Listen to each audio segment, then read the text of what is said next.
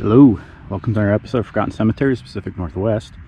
Today we're at Mount Olive Cemetery of Laurel, located in Laurel, Oregon, Washington County. FYI, there's another Mount Olive Cemetery, but it's Lutheran specifically. That one's in Gaston, but alternative names of this cemetery include Laurel, Laurelwood, and Mount Olive Baptist. So let's go meet some local residents and hear their story. Alright, a little history about this cemetery. We have an establishment date of February 6, 1878, so coming up on its 144th year anniversary. So pretty old cemetery. We have 100 to 500 barrels per the Oregon Burial Site Guide, but that number has grown to 785 memorials per Find a Grave, so a little bit of a jump. The cemetery land was donated by Alfred and Mary Jane Moley, and part of that deal was the construction of a Baptist church. As we've seen in the past, churches and cemeteries sort of went hand in hand back then as part of the deal. The Mount Olive Baptist Church would be constructed in 1878, and church services were held there until 1916. One website claimed the first burial was an infant from the Fleming family in 1879. However, Find a Grave is showing a memorial for a John McPhee, and his headstone says 1876. So only 28 years old when he died. So as far as the town of Laurel, it was settled in 1872 and is located in the Chelan Mountains. This area was home to the Aflati Indians, I think that's how you say it, but smallpox would hit their population hard, only leaving 10% of the Native American tribe left. Sadly, I read in 1914, a report showed only one remaining survivor was left from that tribe. In 1872, the Moley family, the ones who donated the land for the cemetery, settled in the area. In 1879, there was like a meeting at a school, and a man named C.W. Cooney Williams suggested that they name the town Laurel, because there were so many laurel trees in the area. Everyone agrees, but fast forward a bit, someone who was good with tree identification says, bro, those are Madrone trees, those are not laurel trees. So technically, Laurel should change its name. In 1981, there was claims that one of the original trees from 1879 was actually still standing in the area. So today, we'll learn about Civil War, Saltville Massacre, circuit riders, a double murder, a pole vault champion in the area, pretty popular story, and the legend of the albino squirrel of Olney, Illinois. Very exciting. Well, I just met the sexton for this cemetery, if you're interested. Very nice guy named Carl. But there's these little flyers out front in the cemetery. If you're interested, they do have a website, and I'll put it in the description too. I don't know if this is showing up very well, but just thought I'd give him a little shout out. Very nice guy, and they do take donations, as I mentioned, and might be able to do your part, you know, donate a little money towards their cause, try to help out some of these old cemeteries.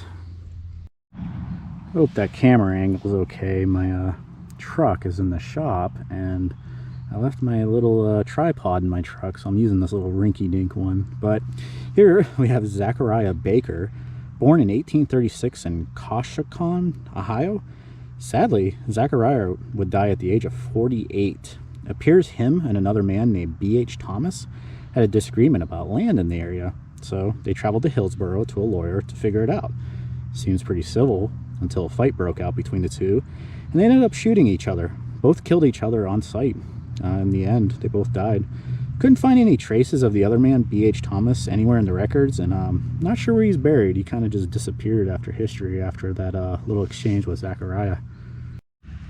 And here is George Isaac Rhodes. I thought the spelling of the last name was strange. Usually you don't see an A in there. But George was born in something called Tioga, New York. Pictures look pretty, though. But George was born in 1822, so pretty early birth year in this cemetery.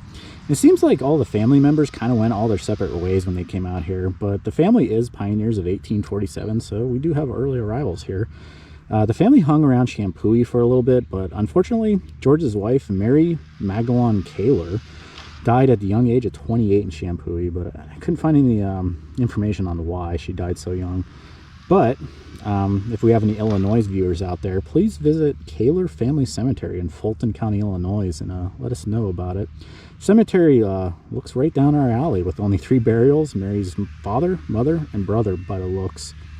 Appears that George might have had a brother named Alfonso as well that moved to Pacific County, Washington, and got into the oystering business, but couldn't find any traces of him as well. But a family with a early arrival date of 1847 in the area. And here we have the headstone of Frederick L. Larner, and his wife is also on there as well. But Frederick was born in 1831 in Bern, Switzerland. By the books, Frederick's mother, Catherine Roth Launer, brought her 6 youngest children in 1845 to America. They settled in something called Olney, Illinois, and the things you discover when you do cemetery research. Turns out Olney is the home to a very strange animal, the albino eastern gray squirrel. Nobody really knows how they came about in this small town. A legend says that a local family like paraded them around in taverns, like all hammered and stuff, like, look at my squirrel. Apparently these tree rats are a major attraction in the town and get international coverage. The squirrel is even displayed on one of the police patches, so this is a pretty iconic symbol for this town. Back to Frederick. His Frederick parents, sadly his father Stefan died in the year 1846, 1 year after Frederick and his mother plus siblings arrived in Illinois. However, Frederick would be a highly successful guy. He became a preacher, and for 20 years he served in something called as a circuit rider. I was unfamiliar with that, but circuit riders are clergy members assigned to travel around geographic regions to minister to settlers and organize congregations. Frederick's eyesight started to fail, unfortunately, so he gave up on that and moved his family to Oregon in 1886. So a pretty late arrival, but cool family history and the legend of the albino squirrel of Olney. I think we mentioned this in the intro that the first burial, per the records, was a Fleming infant, and I believe this is it, talking to the caretaker. It'll be of Claude Fleming, 1878 to 1879. Not sure how old they were. Maybe they were born in December and died in January, being they were an infant in the record. But yeah, first burial. I do not have any information on this family, but we're interested in the artistry of the headstone here of England. I'm guessing that's how you say it. But yeah, check that out. Wow. So it took a lot of skill to do that. And here we have Samuel Allison McSherry, born in 1847 in Beta, Kentucky. With that said, Samuel served in Company G of the 35th Kentucky Infantry. The only engagement I saw listed for them was the Battle of Saltville. However, history would know this as the Battle of the Saltville Massacre. The Union side included 2 of the rare black cavalry Civil War units. This battle would result in a Confederate victory. However, part of the Confederate forces included a man named Champ Ferguson, a notorious brutal Confederate guerrilla leader. Ferguson was a man who formed a guerrilla group that attacked Union supporters and civilians. This guy was like pretty much pure evil. Reports showed that he would often execute his prisoners and even the elderly. I guess he would like roll their heads down a hill for fun after executing them. So pretty twisted dude. So during the Saltville Massacre, Confederate forces and Ferguson murdered both black and white Union soldiers. Even after the fight, Ferguson's crew murdered Union soldiers being treated at a field hospital. So the massacre even continued after the battles. A Confederate general is quoted as bragging about the murders as well. Pretty off-putting, to the point where even General Robert E. Lee was disgusted by the actions when he learned of them. Lee actually ordered that the generals be held guilty of crime and bring them to trial. More specifically, that guy Champ Ferguson was found guilty, and evidence shown that he murdered black Union soldiers from the 5th United States Colored Cavalry Regiment along with their white officers. This guy made no distinction. I mean, he just murdered anything in sight that was pretty much a Union soldier by the looks. October 10th, 1865, Ferguson was sentenced to hanging. Ferguson is quoted as saying, "I am yet and will die a rebel. I killed good many men, of course, but I never killed a man who I didn't know wasn't seeking my life. I had always heard that the Federals would not take me prisoner, but would shoot me down whenever they found me. That is what made me kill more than I otherwise would have done. I repeat that I die a rebel out and out. And my last request, that is, my body be moved to White County, Tennessee, and be buried in good rebel soil." End of quote. But back to Samuel. Looks like he survived and married and had a plethora of children. There is a second Civil War soldier here somewhere in the cemetery named Private C. Henton, but I couldn't find any information on him or a grave.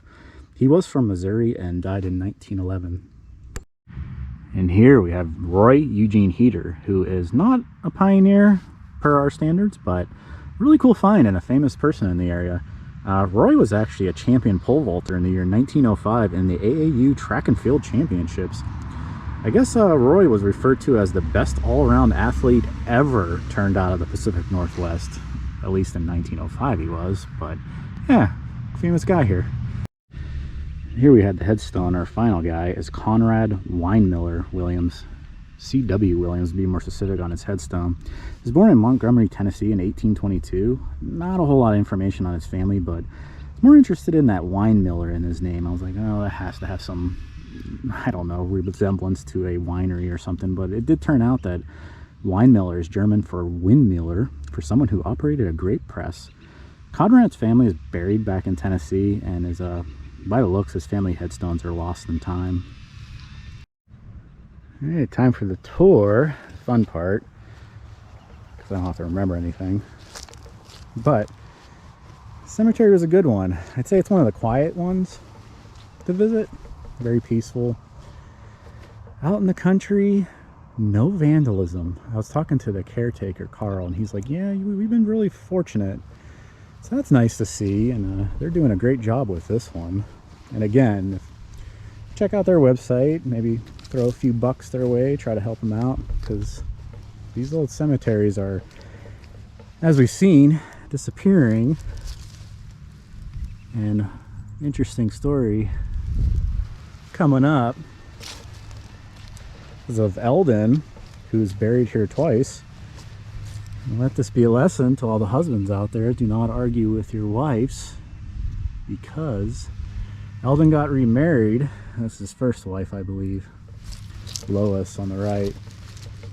And if you go another row up, you'll find Eldon again. So there's Eldon and his second wife. So she must have said, you're getting buried with me. So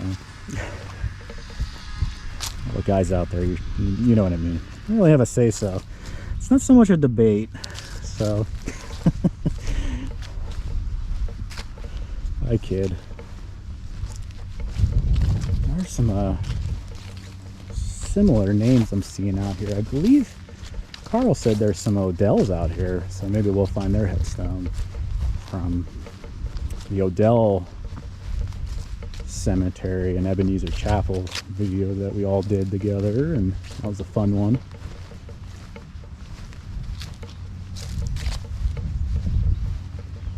Oh, this really pretty headstone of Frost. Last name's cool. I always like that last name, but really good shape.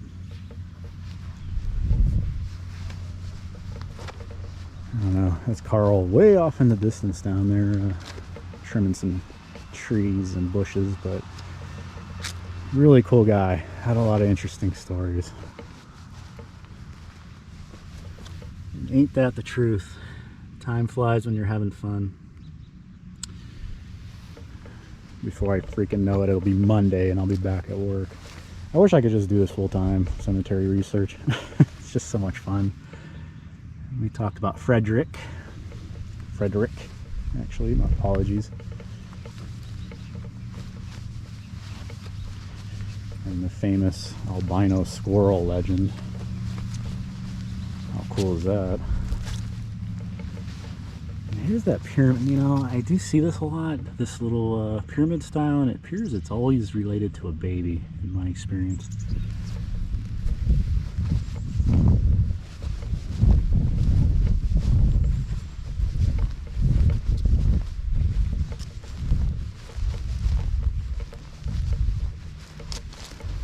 I'll see you later, Carl. Thank you again. Yeah, you bet. I'm gonna be right back down with the business card. Okay, thank you very much.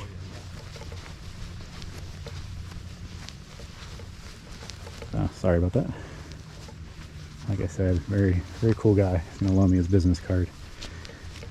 And one of the things he talked about was there's not a lot of young people who are interested in taking care of cemeteries. It's just it's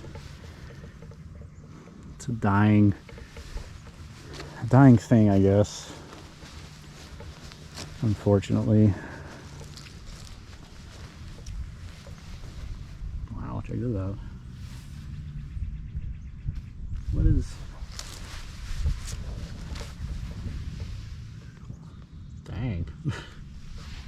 Never seen that before. Very epic.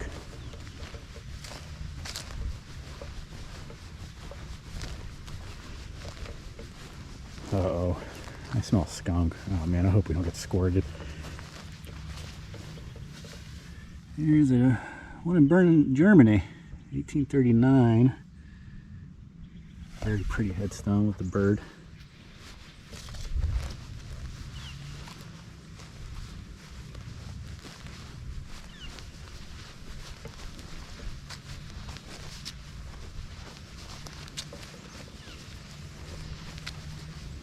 And as you can see, not one tipped over headstone or anything. Everything's in really good shape. The anchor. I think we've seen the anchor before.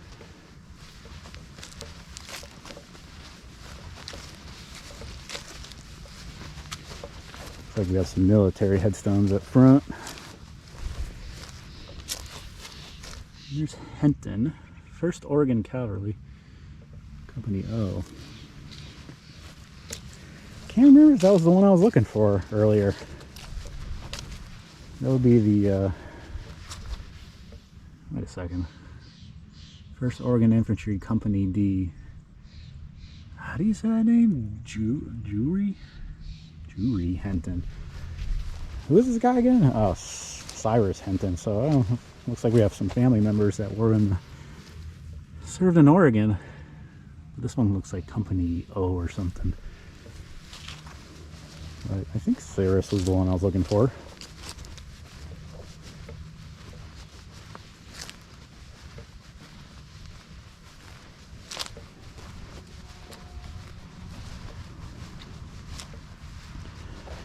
Apologies ahead of time. I gotta get one of those, what do they call them? Gimbals, stabilizer poles. So, apologize ahead of time if it's shaky. Now that I mentioned that, you're probably gonna notice it the whole rest of the video.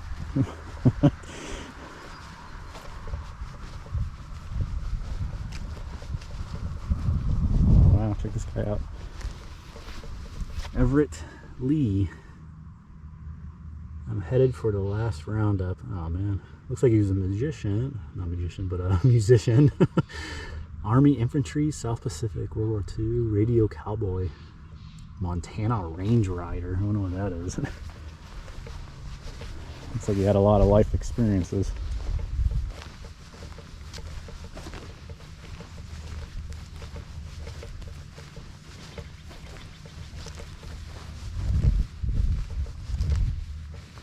Looks like there's some newer burials down here. This is a monster. Good God. Is that marble?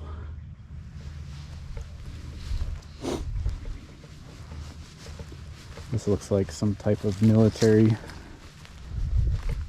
deal. Yeah. Oh, wow. Spanish-American Wars, Company G, 3rd Nebraska Infantry. Vila.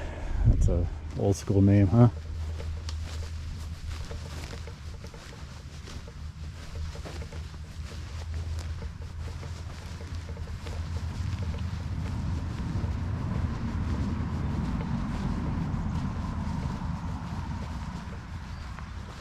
I feel like we saw this style of headstone at Yamhill Carlton. It's like this natural look stone. It's like kind of one of my favorites actually. In this Matthew John Thompson, I like the truck on top, monster truck. And some little decorations.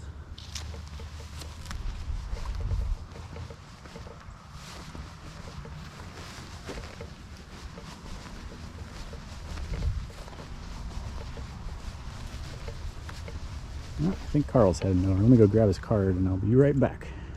Alright, sorry about that. Continuing on. That's pretty. That's a dove. Obviously, some meaning behind that when you die.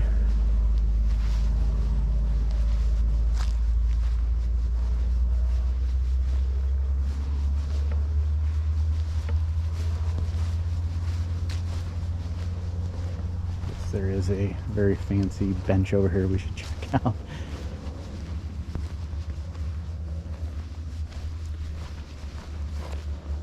That's fancy. Check this guy out. McCandlish? Ooh, that's a tough one to say. It's got like little roses on the side.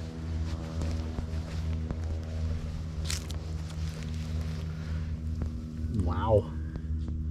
Some artistry, huh? Waters.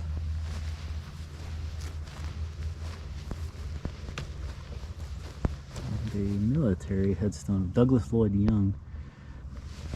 I'm guessing SP4. I don't know what that stands for, but U.S. Army.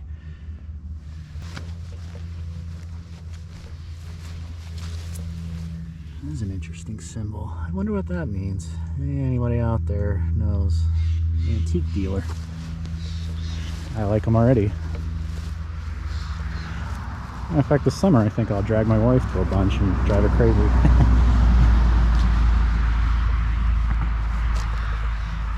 That's pretty. We're seeing this again. The churches or something along those lines. Crap, this one has like a whole write-up on them. An antique car. Looks like a Ford Model T, doesn't it? The gun.